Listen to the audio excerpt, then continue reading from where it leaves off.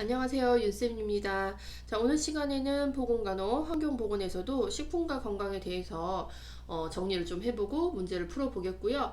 우선은 159번 문제를 풀기 전에요.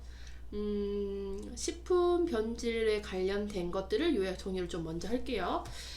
자, 우리 교과서 보면 이 내용이 지금 문제집에서 159번에서 163번에 해당되는 내용이 교과서 197페이지 팁에 나와 있어요. 팁에 나와 있고 좀 교과서가 조금 저는 좀 마음에 안 든 게 이 교과서가 또 212페이지로 또 넘어가면 같은 곳이 또 반복이 되거든요. 한 번에 묶어놨으면 여러분들이 좀 혼란이 없으셨을 텐데 요걸 좀 따로 분리를 해놨더라고요. 아무튼 이 식품 변질과 관련된 문제집 159번에서 163번과 관련된 문제는 교과서 197페이지 팁과 교과서 212페이지를 참고하시면서 보시면 될 것 같고요. 자, 우선 식품 변질을 볼게요, 여러분. 식품 변질의 정의는 뭐냐면 식품을 방치했을 경우 겉과 내용이 본래의 성질을 잃어버리게 되어 먹을 수 없는 상태. 우리가 흔히 상했다라고 이야기하는 거예요. 음식 상했어. 그래서 우리 못 먹어 라고 하는 상태. 요거가 변질이라고 보시면 돼요. 그래서 본래의 성질을 잃어버려 가지고 우리가 먹을 수 없는 상태가 되는데 이런 상태를 변질이라고 하고 우리는 보통 일상생활에서 이거를 상했다라고 표현해요. 음식 상해서 못 먹는다라고 표현을 합니다. 그래서 식품의 변질은 미생물이 음식에서 성장하고 번식이 되기 때문에 라고 보시면 되겠고요. 식품의 변질 과정이 여기가 중요해요. 그래서 제가 별표 쳐놨죠. 자, 식품의 변질 과정은 탄수화물의 이 미생물이 성장하고 번식해서 이제 탄수화물이 변질되는 과정을 뭐라 하냐? 발효라고 합니다. 그래서 여러분 요거에 대해서 탄수화물은 발효고 단백질은 부패, 지방은 산패, 당질, 지방질은 변패 이렇게 해가지고 요거는 외워주셔야 되는 부분인데요. 이게 간혹 시험 외우실 때 헷갈리실 수가 있어서 저는 학생들과 이렇게 좀 외웠습니다. 탄수화물 같은 경우에는요. 우리가 우선은 3대 영양소가 탄단지니까 요거 생각하시라 했고요. 탄수화물, 단백질, 지방, 탄단지 3대 우리가 영양소 이렇게 생각을 하시면 되겠고 탄수화물 같은 경우에는 발효식품 대표적인 게 여러분 뭐 있죠? 막걸리 있죠, 막걸리. 막걸리는 쌀을 갖다가 발효시켜서 만드는 대표적인 술이잖아요. 그래서 막걸리에 들어가는 쌀을 발효시켜서 만들기 때문에 막걸리 생각하시면 막걸리는 탄수화물이지 막걸리는 발효식품이지 이렇게 좀 생각을 하시면 될 것 같아요. 자, 그 다음에 단백질은 부패가 일어난다고 합니다. 좀 잔인한 말이긴 하지만 사람의 사체가 발견됐을 때 오랜 시간에 걸쳐서 발견이 되면 뉴스 속보에서 시간이 오래 지나서 사체가 부패가 좀 일어난 상태입니다 라는 그런 말 들어보셨을 거예요. 그래서 우리 인체는요, 사람의 몸은요, 피부라든지 전체적인 게 단백질로 구성이 되어 있습니다. 사람의 몸은. 그래서 사람의 몸이 사체가 썩었을 때를 뭐라 하냐? 부패됐다고 이야기를 해요. 발효됐다, 산패됐다 이런 말 안 하잖아요. 인체는 단백질로 만들어졌지 그래서 부패라는 이야기를 쓰지 이런 식으로 좀 기억을 하셔도 될 것 같아요. 자, 그 다음에 지방은 지방산이라는 표현을 하잖아요. 그래서 지방은요, 산패요. 산. 식초, 산, 이런 것들 얘기하잖아요. 지방산. 그리고 우리가 요구르트라든지 우유라든지 오랜 시간 놔두면 시큼한 냄새 나잖아요. 요게 요 산 때문에 그렇다라고 보시면 돼요. 그래서 지방산, 그래서 우유라든지 그 다음에 요플레 같은 것들을 오래 놔두면 시큼한 냄새 나지, 그거는 산 때문에 그렇지 이렇게 생각해서 지방은 산패. 그 다음에 이제 당질, 지방질은요, 당분이 섞여 있는 거, 지방이 섞여 있는 거라고 해서 당질, 지방질 해서 당분이 섞여 있고 지방질이 섞여 있는 것들은 변패라고 이야기를 합니다. 그래서 식품의 변질 과정인 3대 영양소 탄단지 어떻게 변화하는지 기억하셔야 되겠고 당질과 지방질은 변패를 이룬다 이렇게 보시면 되겠어요. 그래서 요거를 이런 식으로 저는 좀 학생들이랑 기억해서 외우려고 노력을 했고요. 다시 한번 해볼게요, 여러분. 탄수화물 같은 경우 우리가 대표적인 탄수화물을 발효 음식으로 만드는 게 뭐였죠? 막걸리. 그래서 막걸리는 탄수화물 발효지. 그 다음에 사체가 썩었을 때는 사체가 발효했다, 산패했다, 변패했다 이런 말 쓰지 않잖아요. 인체는 단백질로 구성이 되어 있고요. 이 사람이 썩어서 발견되는 거를 사체가 부패해서 발견됐습니다. 이렇게 얘기를 하죠. 그 다음에 지방 같은 경우는 지방이 많이 들어있는 우유나 요플레 같은 경우는 오래 두어서 상하게 되면 되면은 시큼한 냄새가 나는데 요거는 산 때문에 그래요. 그래서 산패 이렇게 부릅니다. 그 다음에 당질, 지방질은 변패 해가지고 발효, 부패, 산패, 변패 요거를 좀 기억을 해 두시고요.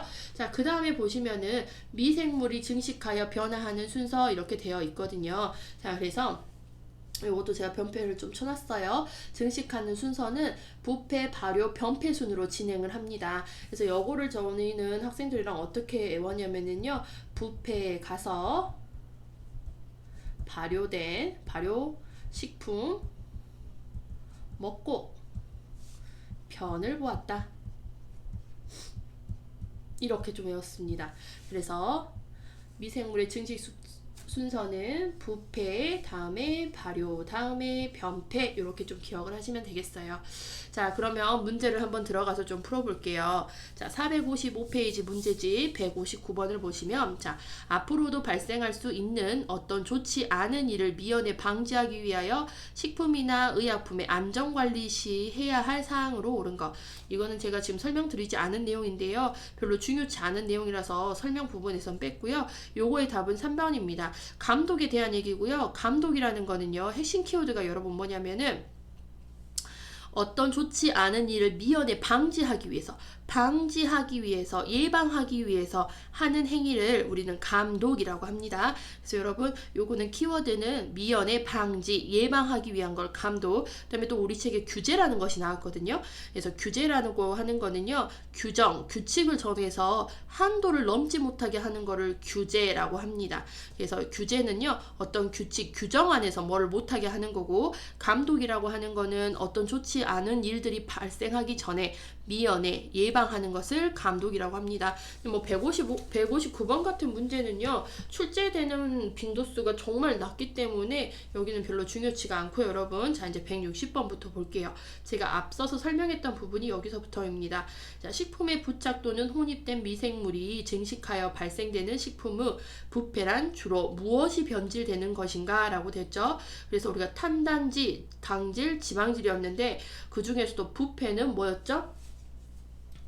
부패, 신체 일부가 썩어서 발견되면은 신체가 썩어서 발견됐습니다. 뭐 이렇게 얘기하잖아요. 그래서 우리 몸은 단백질로 이루어졌고 단백질이 부패되었다라고 표현을 하는 겁니다. 그래서 답은 4번이 되겠고요.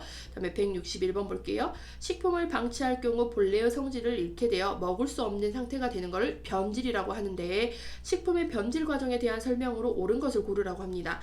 자, 1번 볼게요. 발효는 단백질 식품의 미생물이 증식하는 것이다 라고 되어 있는데, 발효, 우리가 막걸리는 발효된 음식이잖아요. 막걸리의 주원료가 뭐죠? 쌀, 탄수화물입니다. 그래서 발효는요, 탄수화물에 미생물이 증식하는 거예요. 그래서 1번 틀렸고요. 2번 부패, 사체가 부패했다라는 거 했죠. 그러면 이 사람 몸은 단백질로 이루어졌습니다. 그래서 부패는 탄수화물이 아닌 뭐죠? 단백질의 미생물이 증식하여 일어나는 분해작용이고요. 3번 변패는 탄수화물, 지방질, 식품의 미생물이 증식하여 분해되는 현상이다 라고 되어 있는데, 여러분 이게 답이고요. 지금 변패라고 하면은 당질, 지방질이잖아요. 선생님 탄수화물 아니잖아요 라고 하시는데요. 탄수화물이 우리가 몸속으로 들어가면은 당질로 변화가 됩니다. 그러니까 탄수화물 안에 당질이 포함이 되어 있기 때문에 변패는 탄수화물, 지방질 맞는 거예요. 탄수화물은 우리 몸에 들어가면은 당질로 변하기 때문에 탄수화물 안에 당이 포함이 되어 있어요. 그래서 탄수화물, 지방질 식품의 미생물이 증식하여 분해되는 현상 맞아요. 답은 3번. 이런 종류의 문제는 조금 문제를 꼬아놨다고 볼 수 있습니다. 근데 국가고시에서는 이 정도 수준의 문제는 나오진 않아요, 여러분. 자, 그 다음에 4번에 보시면 식품의 미생물이 증식하면 발효, 변패, 부패가 순서대로 일어난다 라고 되어 있는데, 우리가 어떻게 해보자 했죠? 부패 가서 발효된 식품을 먹고 변을 보았다 해서 순서는 부패, 발효, 변패 순으로 일어납니다. 자, 그 다음에 5번 유해물질의 혼입만으로 모든 식품은 변질된다 라고 되어 있는데, 뭐뭐만으로라고 하면은 거의 지문이요. 뭐뭐만으로라고 좀 극단적인 지문이 나오면 틀린 지문이라고 보시면 돼요. 유해물질 혼입뿐만 아니라 어떤 미생물의 성장이라든지 번식이라든지 여러 가지 원인에 의해서 식품은 변질될 수 있습니다. 그래서 답은 3번이 되겠고요. 자, 그다음 162번 볼게요. 당질과 지방질, 당질, 지방질 하면 뭐였죠, 여러분? 변폐였습니다. 그래서 당질, 지방질 식품의 미생물이 증식해서 변질되어 일어나는 현상을 변폐라고 했습니다. 자, 그 다음 163번도 제가 뭐 요약 정리한 부분에 나온 건 아니지만요. 우선 볼게요. 163번. 식품위생법에서 식품위생의 대상으로 옳지 않은 것을 고르래요, 여러분. 자, 식품위생 대상을 볼게요. 뭐 또 외우셔야 되는 부분이긴 하는데요. 식품위생 대상의 종류를 볼게요. 식품위생 대상의 종류는요. 식품 첨가물, 식품을 만들 때 거기에 들어가는 첨가물에 대해서 위생 여부를 봅니다.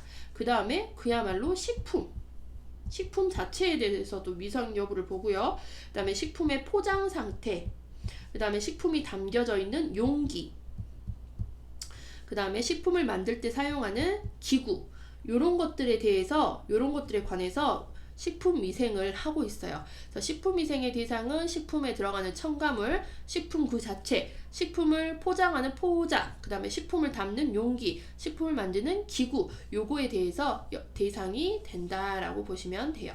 그래서 여기에 답은 여러분 5번입니다. 옳지 않은 거 고르라 했거든요. 식품교육은 식품위생 대상에 포함되지 않습니다. 자, 그 다음에 이제 164번부터는요. 어떤 문제냐면 여러분 그 세균성 식중독에 관한 내용이고요. 솔직히 말씀드리면 식품과 건강에서 문제 출제 비중이 가장 높은 부분이 여기서 제일 많이 출제된다고 보면 돼요. 어디서 한 문제가 나올지는 모르겠지만 여태까지 빈도를 봤을 때 환경보건에서 식품과 건강 쪽에서 문제를 낸다 하면 거의 여기서 냈다고 보시면 돼요. 세균성 식중독 부분에서. 그래서 지금 세균성 식중독에 관련된 문제가요. 164번부터 여러분 176번까지예요. 176번까지고 먼저 또 설명을 드릴게요. 자, 세균 때문에 일어나는 식중독은요. 두 가지로 나뉩니다. 독서형 식중독과 그 다음에 감염형 식중독으로 나뉘는데요. 자, 먼저 독소형 식중독을 먼저 볼게요. 독소형 식중독이란 무엇인지. 자, 식품 자체가 이미 오염됐어요. 이미 감염이 된 상태가 되어 있는 것을 섭취하는 경우를 독소형이라고 하겠고, 이미 음식이 이렇게 바깥에 있잖아요. 그 음식에 미생물이라든지 어떤 세균이라든지 이런 것들이 붙어 있어서 이미 맛이 가버렸어요. 우리가 흔히 음식 먹고 상했으면 이거 맛 깠어 라고 하잖아요. 음식 맛이 완전히 변질돼 버리고 맛 간 거, 그거를 이제 독소형 때문에 그래요. 독소형 세균 때문에 그러는 거고요. 이 독소형을 다른 말로 뭐라 하냐면 체외 독소라고 합니다. 이미 바깥에서 독을 뿜고 있어요. 그래서 이미 바깥에서 독을 뿜고 있는 거를 내가 먹었어요. 그래서 요거를 체외 독소라고 합니다. 그래서 이 같은 경우는 이미 오염되고 독까지 뿜어버린 상태이기 때문에 끓여도 예방이 안 되는 경우라고 보시면 되겠고, 독소형에서 중요한 건 뭐냐면 독소형 식중독의 친구들을 물어봐요. 그래서 세 친구가 나오는데 포도상구균, 보툴리누스, 웰치균, 요 세 친구가 주로 나옵니다. 자, 그 중에서도 포도상구균이 가장 출제 빈도는 높아요, 여러분. 그래서 포도상구균의 특징을 좀 알아두셔야 돼요. 우리 책의 교과서에 보시면 굉장히 장황하게 써져 있는데 저는 좀 핵심 키워드만 좀 얘기 드릴게요. 포도상구균 같은 경우는 우리나라에서 발생 빈도가 가장 높습니다. 그 다음에 식중독균 중에서 잠복기가 가장 짧아요. 왜냐면 이미 여기서 독을 뿜고 밖에서부터 독을 뿜고 몸 안에 들어갔기 때문에 잠복기 자체가 굉장히 짧습니다. 그 다음에 그래서 뭐 24시간 이내에 발생을 하기도 하고요. 그 다음에 얘네 독소형의 공통점이 뭐냐면 끓여도 파괴가 되지 않아요. 끓여도 파괴가 되지 않는다는 거는 예방을 할 수가 없습니다. 그 다음에 포도상구균이 또 뭐냐? 장독소를 분비해요. 장독소. 엔테로톡신이라는 장독소를 분비를 하는데 요게 지문에 나오면 무조건 포도상구균 찾으시면 되겠고, 음식 같은 경우는 우리가 먹는 생크림 케이크 있죠. 케이크 같은 경우에는 포도상구균이 굉장히 잘 발생하고요. 그 다음에 화농. 우리가 그 여드름 짤 때 여드름이 이렇게 짰을 때 하얀색이 있고 누런색이 있잖아요. 이렇게 황색으로 된 농이 발생하는 거, 요런 것들이 보통 포도상구균 때문에 발생한다 보시면 되겠고, 그 다음에 포도상구균 같은 경우는 여름철에 발생 빈도가 굉장히 높습니다. 여름철. 그런데 뭐 여름철은 그렇게 중요한 키워드는 아닌 것 같아요. 왜냐면 전체적인 식중독은 여름철 발생 빈도가 높기 때문이다 보시면 되겠고, 포도상구균에서 제일 중요한 키워드는 저는 이거 같아요. 우리나라에서 가장 발생 빈도가 높다는 거, 그 다음에 엔테로톡신. 요 정도 제일 중요하다고 하면, 나는 다 못하겠어요 라고 하면은 우리나라에서 가장 발생 빈도가 높고, 그 다음에 장독소를 분비하고, 그 다음에 뭐 잠복기가 짧다는 거, 이런 것들 정도만 알아두시면 되겠고요. 그 다음에 보툴리누스도 시험에 잘 출제가 됩니다. 자, 보툴리누스 같은 경우는요, 이거 병에 들었다는 얘기예요. 병. 그래서 보툴리누스는 통조림이라든지 소세지 등이 원인이고요. 원인 식품은 이렇게 통조림, 소세지 등이 원인이 되겠고, 보툴리누스균에 뭐 감염이 되게 되면 신경계 증상, 뭐 마비 같은 것들이 일어날 수가 있어요. 그 다음에 얘 키워드 중에 제일 중요한 거, 식중독 중에서 가장 사망률이 높습니다. 그래서 가장 사망률이 높은 식중독이고요. 보통 보툴리누스가 답이 되는 문제의 키워드에서는요, 요 통조림이라는 단어가 꼭 나와요. 통조림, 소세지, 이런 식으로 키워드가 얘네가 꼭 나옵니다. 자, 그 다음에 외칠균이 나와 있는데, 외칠균 같은 경우는 우리나라에서 발생된 건수가 없고요. 얘 같은 경우는 토양에서 많이 발견됩니다. 토양에서 많이 발견돼서 이 정도만 알고 계시면 돼요. 그래서 독소형 식중독에서 문제가 출제된다면 요 2개 정도에서 문제가 출제되고요. 그 다음에 문제 유형 중에 여러분, 다음 중 독소형 식중독이 맞는 것을, 틀린 것을 고르세요 라는 문제가 나오거든요. 그래서 독소형 식중독 지금 배우신 3가지 있죠. 얘는 반드시 알아두셔야 되겠고, 저는 학생들이랑 어떻게 좀 외웠냐면은요, 종류를 쉽게 외우기 위해서 어떻게 외웠냐면, 포도맛 웰치스 아시죠? 여러분, 음료수 웰치스. 그래서 포도맛의 웰치스는 어디에 들어있죠? 깡통, 보틀에 들어있잖아요. 포도맛 웰치스는 보틀에 들어있고, 얘를 먹었더니 독이 있더라. 뭐 이런 식으로 좀 외웠습니다. 포도맛 웰치스는 보틀에 들어있고 독이 있더라. 포도는 뭐죠, 여러분? 포도상구균. 그 다음에 웰치스는 그냥 말로 웰치스균. 그 다음에 보툴은 보툴리누스균. 이렇게 해서 독소형 식중독 3가지 반드시 좀 알고 계셔야 되겠고, 얘를 포도상구균, 웰치균, 그 다음에 보툴리누스균은 독소형 식중독이고요. 이 독소형 식중독 같은 경우는 체외입니까 체내입니까 라고 물어보면 뭐죠? 이미 독이 밖에서 만들어졌어요. 체외형, 이렇게 보시면 돼요. 같은 말이에요. 자, 그 다음에 볼게요, 여러분. 감염형이 나옵니다. 감염형. 자, 그래서 아까 배웠던 거는 독소형이고, 그 다음에 이제 나오는 게 감염형 식중독이에요. 세균성 식중독에서 감염형을 보시면, 자, 감염형은 오염된 식품을 일단 섭취한 뒤에 후폭풍이 불어오는 거예요. 이미 먹었어요. 먹은 후에 인체 내에서 발육 증식한 세균이라고 합니다. 그래서 음식에 세균이랑 이런 것들이 붙어 있어요. 그렇지만 여기서 지금 독소는 뿜지는 않고 있는 상태예요. 그런데 이거를 먹었어요. 먹어가지고 우리 위나 장이나 이런 곳에 들어가서 그때서부터 독소를 뿜어내기 때문에 안에 들어가서 독을 뿜어낸다 해서 체내 독소라고 이야기를 합니다. 그래서 얘 같은 경우는요, 안에 들어가서 문제가 되기 때문에 우리가 먹기 전에 얘를 갖다가 끓이면 예방이 가능하다는 그런 장점이 있어요. 그래서 감염형과 독소형 중에 어느 것이 더 독한 놈입니까? 라고 물어보면 여러분 뭐겠죠? 독소형이 훨씬 독하는 거죠. 독소형 같은 경우는 이미 체외에서 발생이 됐기 때문에 끓여도 예방이 된다 안 된다? 끓여도 예방이 되지 않는다. 근데 감염형 같은 경우에는요, 안에 들어가서 문제를 발생을 하니까 발생하기 전에 미리 예방이 가능한 친구예요. 그래서 둘 중에 누가 더 독합니까 하면 독소형이 훨씬 더 독하다라고 볼 수가 있어요. 그러니까 독소형인 거예요. 그래서 들어가기 전부터 문제를 일으키니까 체외형이라고도 얘기를 하고요. 자, 감염형을 이루고 있는 친구들도 우리 책에 보면은 한 5가지 정도가 나와 있는데 5가지 다 외우실 필요는 없으실 것 같아요. 주로 살모넬라와 장염 비브리오를 갖다가 가장 많이 물어보거든요. 자, 그래서 살모넬라 같은 경우는요, 키워드가 원인 식품을 잘 알아두셔야 돼요. 살모넬라를 일으키는 원인 식품은 보통 이 육고기 때문에 일어나거든요. 고기, 그 중에서도 돼지, 닭, 그 중에서도 우리나라에서 가장 발생 빈도가 높은 식품은 요 돼지고기예요. 돼지고기. 돼지고기를 갖다가 익혀 먹지 않고요, 덜 익혀 먹었을 때 발생이 돼요. 그래서 소고기 같은 경우에는 조금 핏기 있을 때 먹어도 괜찮다 하지만 돼지고기는 반드시 익혀 먹어라 라고 하는 이유가 요 살모넬라 때문에 그런다라고 보시면 돼요. 그리고 닭 같은 경우도 마찬가지예요. 닭도 생으로 좀 덜 익은 상태에서 먹으면 살모넬라균에 감염될 수가 있습니다.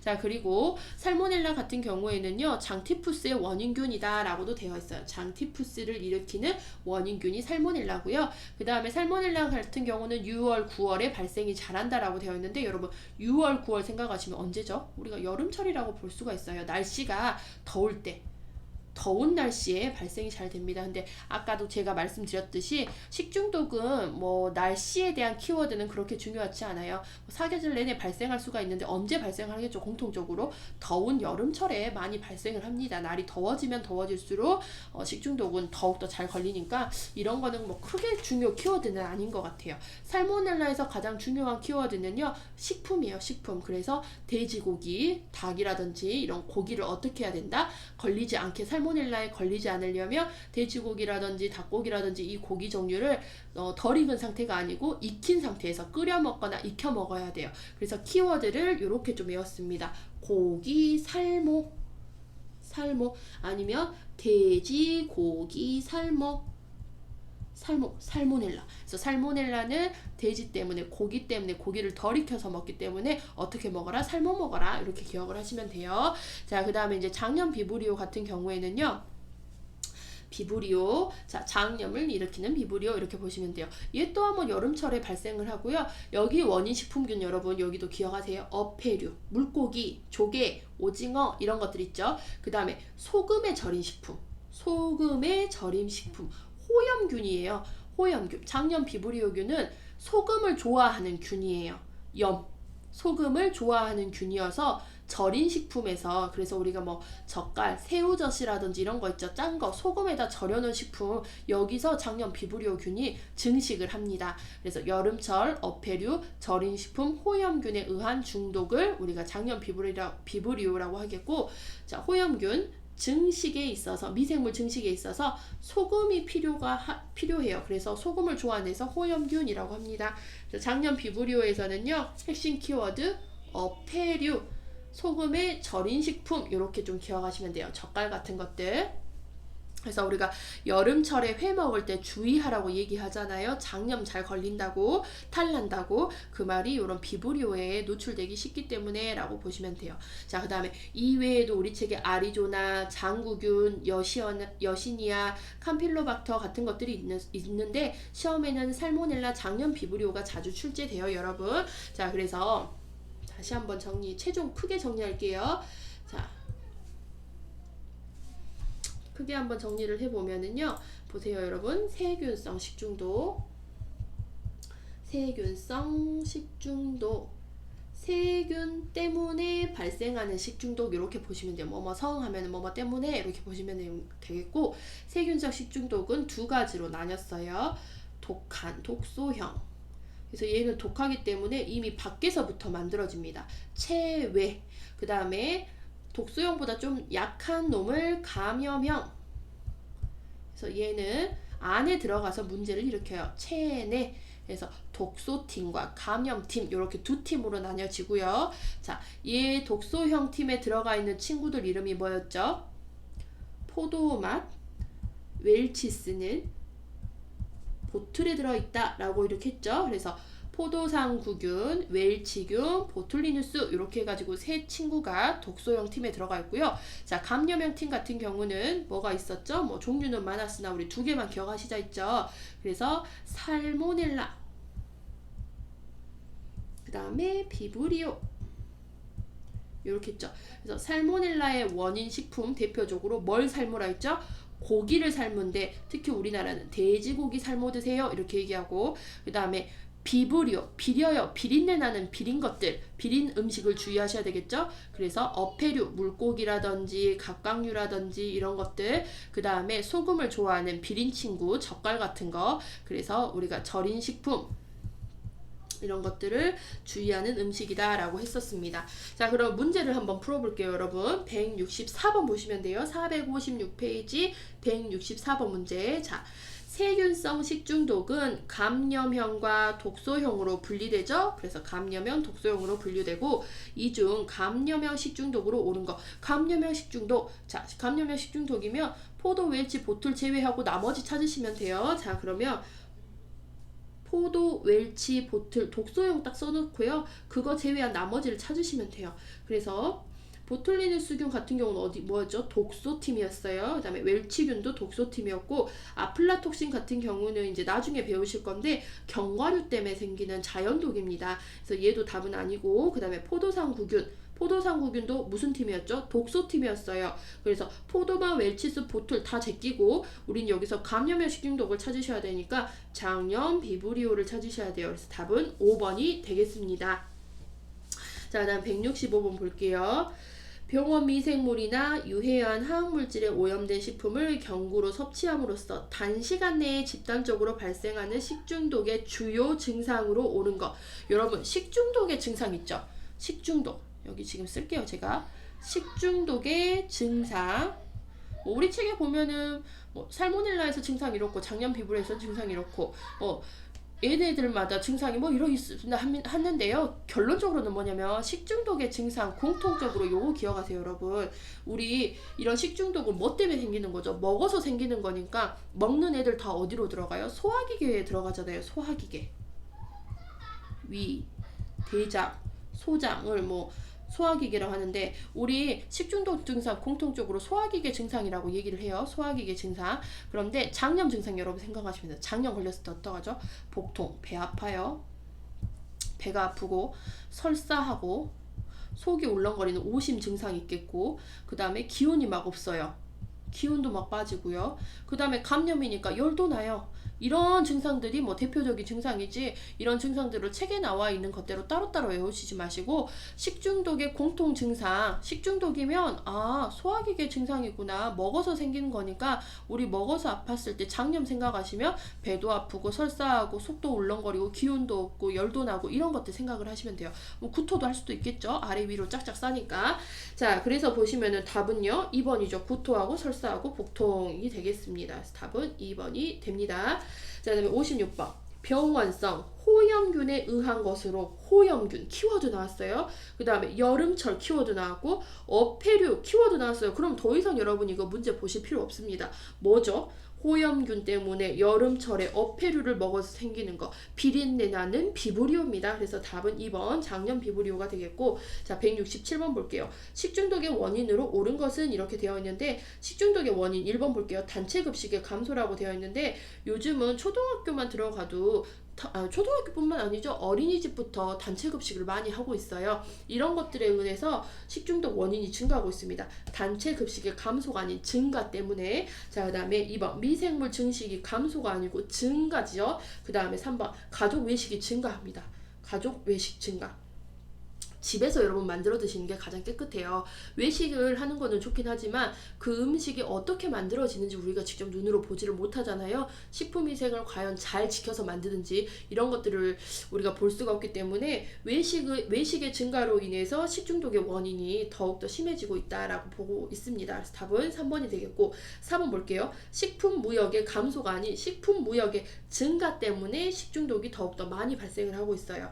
왜냐하면 어디서 들어온지 모르는, 출처 불분명한, 어떻게 위생 관리가 되었는지 모르는 식품 위생에 대해서 불결한, 특히 여러분 중국에 계속 넘어온 식품은 굉장히 안 좋다고 보시잖아요. 왜냐, 어떻게 관리되는지 우리 눈으로 볼 수가 없고 위생관리가 얼만큼 철저히 됐는지 알 수가 없기 때문에 중국에서 넘어온 음식은 그래서 저희가 좀 꺼려해요. 자, 식품무역 이런 것도 중국에서 넘어오는 이런 식품들 이런 것들이 증가하고 있어서 식중독이 또 많이 발생을 하고 있습니다. 그 다음에 소비자들의 식습관 태도에 불변이 아닌 변화 때문에 식중독 원인이 더욱더 이렇게 증가되고 있다라고 보시면 되겠어요. 그래서 167번의 답은 3번이 되겠고, 자, 그 다음에 168번 볼게요. 자, 여기서도 여러분 키워드가 나왔어요. 바닷가, 바다, 그 다음에 여름. 모르겠으면 좀 더 읽어볼게요. 바닷가로 여름 피서를 간 K씨가 소금에 절인 생선이래요. 그래서 소금을 좋아하는 호염균, 생선, 비린내 나는 생선, 답은 뭐죠 여러분? 작년 비브리오입니다. 그래서 생선의 어패류를 먹고 난 후 복통을 호소하고 있다. 복통을 일으킨 원인균은 작년 비브리오가 되겠습니다.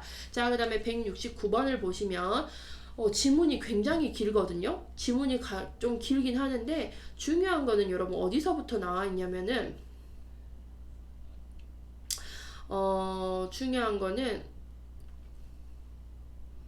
중요한 거는 하나, 둘, 셋, 넷. 네 번째 줄부터 한번 볼게요. 2일간 식사한 것을 문진하였더니 어제 점심에 냉장고에 있던 뭘 먹었다 했죠? 돼지고기를 덜 익혀 먹었대요. 여러분 돼지고기 나오면은 뭘 기억하시라 했죠? 돼지고기 삶어 먹어야 되는데 덜 익혀 드셨대요. 그래서 답은 살모넬라 식중독입니다. 자, 그 다음에 170번 6월 9월에 주로 발병한대요. 그런데 모든 식중독은 대부분 6월 9월 더운 여름철에 많이 발생을 하니까 얘는 주 키워드는 될 수가 없겠고, 자, 잠복기는 평균 24시간으로 저온 살균으로 사멸되고요. 예방이 단단한 얘기예요. 예방. 그러니까 독소형은 아니라는 거죠. 그래서 예방 가능하고 고열, 복통을 수반하는 식중독 질환은 이렇게 되어 있습니다. 자, 웰치균이랑 보툴리누스균, 포도상구균은 독소형이고 이 친구들은요 독하기 때문에 저온 살균으로 예방될 수가 없어요. 저온 살균으로 예방될 수 있는 거는 여러분 살모넬라 식중독이에요. 그래서 1번과 5번을 고민을 하실 건데 저온 살균 사멸되는 거는 살모넬라 식중독이 대표적이라고 보시면 되겠습니다.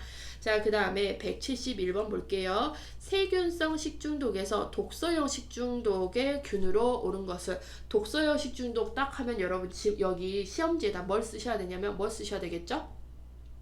포도맛 웰치스는 보틀에 들어있다. 요거 쓰라겠죠. 그래서 포도상균, 웰치균, 보툴리누스균 찾으시면 돼요. 그래서 답은 3번이 되겠습니다. 자, 그 다음에 172번 키워드 통조림 소세지 나왔어요. 더 이상 읽어보실 필요 없어요. 뭐죠?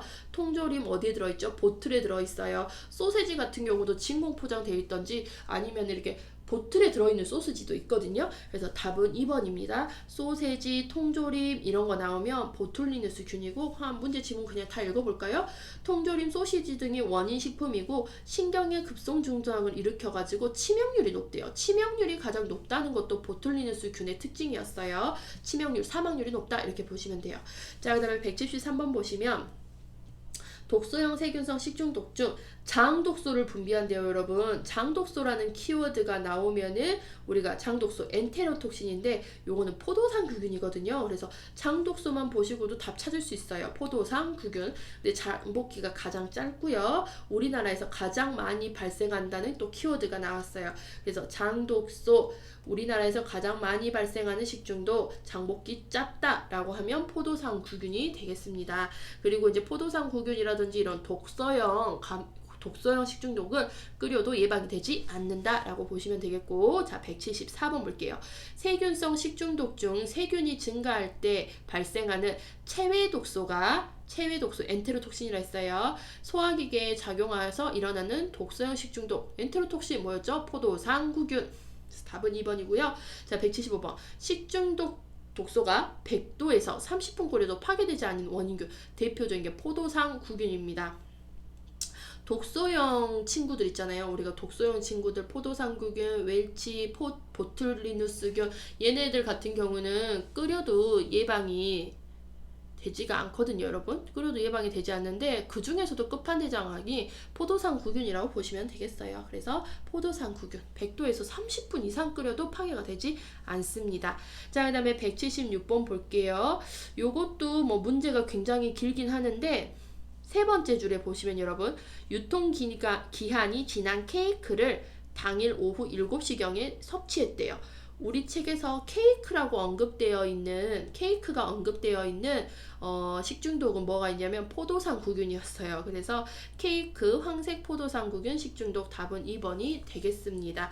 그래서 얘네들 같은 경우는 이제 여러분들이 교과서를 보면 굉장히 좀 답답하실 건데 교과서 내용을 그대로 보시지 마시고 제가 알려드린 이런 키워드만 가지고도 충분하게 문제를 푸실 수가 있어요, 여러분. 자, 그 다음에 보시면 177번이랑 178번 같은 경우에는요, 지금 만약에 개정되지 않는 책, 과거 책으로 이제 공부하시는 재수생 여러분들 같은 경우는 177번, 178번 문제가 없는 경우도 굉장히 있으실 거예요. 얘가 뭐냐면은요, 이번에 한 1, 2년 전에 개정이 되면서 새로 들어온 문제거든요, 여러분. 그래서 우리 책 204페이지에 보시면 식중독 예측 지도라는 게 나와 있어요. 그거에 대한 문제인데 아직까지 뭐 국가고시에 출제된 적도 없고 출제된 적도 없고요. 지금 우리 책에 들어온 지도 한 2년 정도밖에 2년도 안 됐어요. 그렇기 때문에 여러분들이 요거는 좀 새로운 문제라고 보시면 될 것 같습니다. 그런데 새로운 문제 같은 경우는 좀 매해 한두 문제씩 출제가 되고 있기 때문에 얘도 출제 가능성은 좀 열어놓고 보셔야 되겠고, 요거는 204페이지 교과서를 보고 조금 공부를 해주셨으면 좋겠어요. 그래서 뭐 제가 요거는 따로 설명은 드리지는 않겠습니다. 그래서 요거는 이제 책을 보시고 개정판 책을 보셔야 돼요. 개정판 책 204페이지에 참고 박스 안에 보시면 식중독 예측 지도라는 게 나와 있어요. 그거에 대한 정의와 그 다음에 식중독 서비스 단계별 행동 요령이 있거든요. 그거에 대해서 조금 보시고 공부를 하셔야 풀 수 있는 문제가 되겠습니다. 그래서 얘는 출제 가능성을 열어놓고 보셔야 되는 새로운 문제 유형이라고 보시면 되겠습니다. 혹시 뭐 이거에 대한 설명이 필요하시면 댓글 남겨주시면 댓글 수 봐서 제가 또 문제를 한번 풀이를 하던지 설명을 드리던지 하겠습니다. 우선은 오늘 수업은 여기까지 해서 좀 종료를 하겠고요. 다음 시간에 더욱더 유익한 내용으로 찾아뵙겠습니다. 감사합니다.